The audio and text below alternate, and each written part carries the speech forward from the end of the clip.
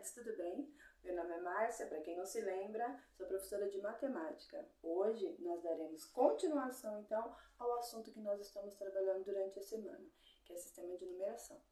Falamos sobre algumas civilizações, suas características, as bases que eles utilizavam para quantificar um número ou um valor. Vimos as civilizações romanas, os egípcios, os maias, chineses. Hoje nós iremos trabalhar então com o sistema de numeração decimal, e que antes era conhecido como sistema de numeração indo-arábico. Sim, indo-arábico. Porque o sistema de numeração decimal ele deu início lá na Índia. E os árabes foram responsáveis por disseminar o sistema de numeração. E por isso nós utilizamos hoje o sistema de numeração decimal, que na verdade a maioria das civilizações utilizam também, tá? Então, o objetivo dessa aula é reconhecer o sistema de numeração decimal e suas características. Isso é muito importante, porque cada um tem a sua característica, não é? Compreendendo o sistema de numeração decimal, aqui eu abreviei, tá?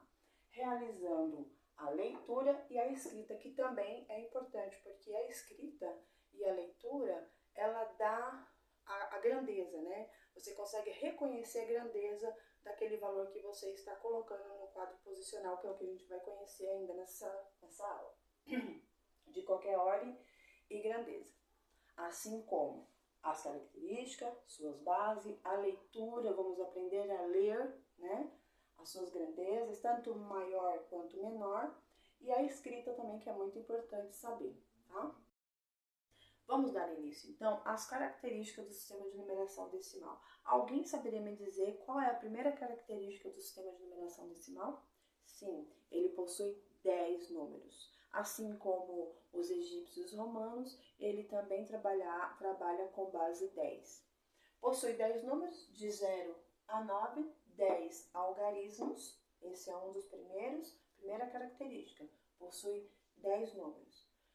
Tem uma historinha do zero que eu vou contar para vocês durante as aulas seguintes. É uma história bem interessante, que ele é a ausência de quantidade, tá? Por isso que o zero existe, que é para dar a característica de ausência de uma quantidade.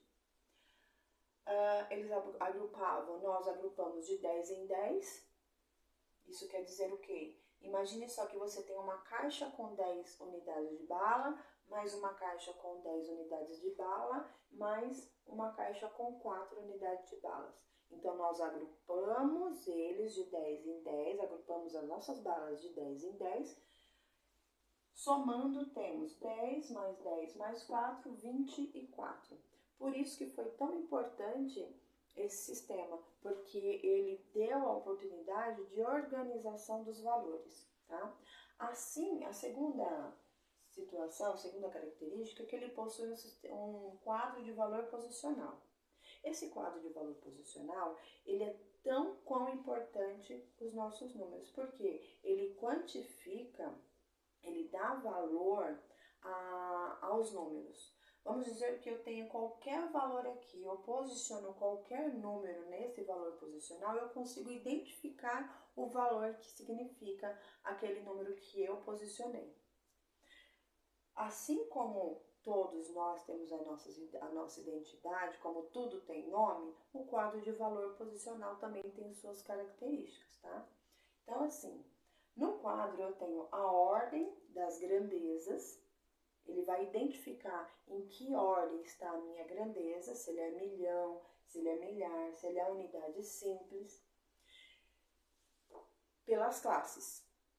A classe dos milhões, milhar e unidade simples consegue identificar o meu valor, o valor que eu posicionar no meu quadro posicional, no meu quadro de valor posicional. Depois vem a centena, dezena, unidade de milhões. Então, eu tenho centena de milhões, dezena de milhões, unidade de milhões. Depois eu tenho centena de milhar, dezena de milhar, unidade de milhar. Centena das unidades simples, dezena das unidades simples e unidade das unidades simples. Vamos dizer que eu tenho, então, R$2.000. Onde eu posiciono meus R$2.000? Lembrando que eu tenho que sempre iniciar o meu valor da direita para a esquerda.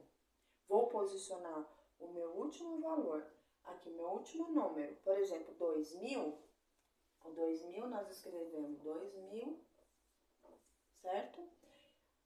O último valor da direita, ele será posicionado da direita para a esquerda, para que eu possa identificar o valor no qual eu estou me referindo. Então, eu tenho 2000 aqui. Ficou onde? 2000 na ordem e na classe do milhar das unidades. Então, unidade de milhar. Vamos dizer, então, que eu tenho 354.035. Posicionei os meus valores. Assim, eu consegui identificar que esse valor está se referindo pela classe do milhar, 354.035 unidades. Lembra que eu falei que o zero faz a parte de uma quantidade inexistente, de uma quantidade que não existe? É isso. Então, vamos dizer que eu tenho R$35. Eu vou posicionar ele onde? Na ordem das unidades simples, nas dezenas. O 30 vai nas dezenas e o 5 vai nas unidades. Na próxima aula, nós iremos trabalhar, então, a decomposição dos números, a decomposição dos valores, ok? Então, para a próxima aula, nós iremos trabalhar a decomposição dos números, a nomenclatura de cada valor na escrita e na leitura, ok? Nos vemos na próxima aula.